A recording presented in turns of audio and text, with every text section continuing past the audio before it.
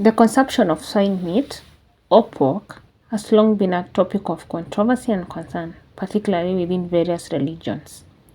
Our study today explores the biblical as well as the health perspective on pig consumption, highlighting the scriptural prohibition, the biological role of the pig as a scavenger, and the potential health risks that are associated with eating pork. The Bible, specifically in Deuteronomy 14:8, clearly designates that pigs are unclean. It forbids their consumption and even contact with their carcasses. It reads, "And the swine, because it divided the hoof, yet cheweth not the cud, it is unclean unto you. Ye shall not eat of their flesh, nor touch their dead carcasses." Why will the Bible forbid the consumption of this article as food? Firstly, it's because pigs are scavengers. Scavengers are organisms that feed on dead or decaying matter. They play a crucial role in the ecosystem by helping to break down and recycle nutrients, thus contributing to the decomposition process and maintaining the ecological balance. Pigs are highly adaptable to their diet. They'll consume almost anything that is available to them, sometimes including dead animals or even organic waste. This classifies them as scavengers. Pigs are scavengers, and God made them so. They pick up almost everything, every dirty thing.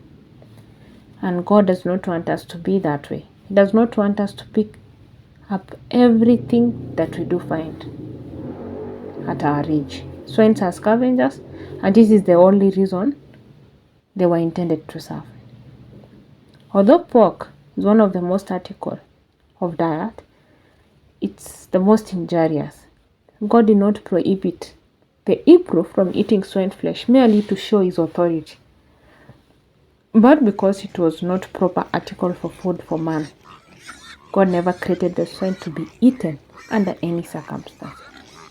It is impossible for the flesh of any living creature to be healthful when the natural element is dirt and when it feeds upon every detestable thing.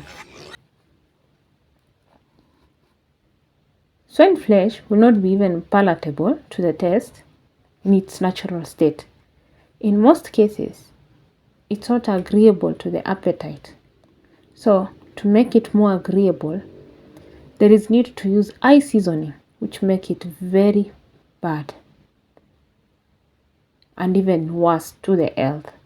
Swine flesh, above all other flesh animals, produces a bad state to the blood. Those who eat freely of pork end up having a lot of diseases. So we can conclude that pork eating is a cause to some and most of the diseases that we do suffer from. The tissues of the swine are swamped with parasites and worms. So in the past, the eating of pork has produced diseases like leprosy, scrofula, and even cancerous tumors.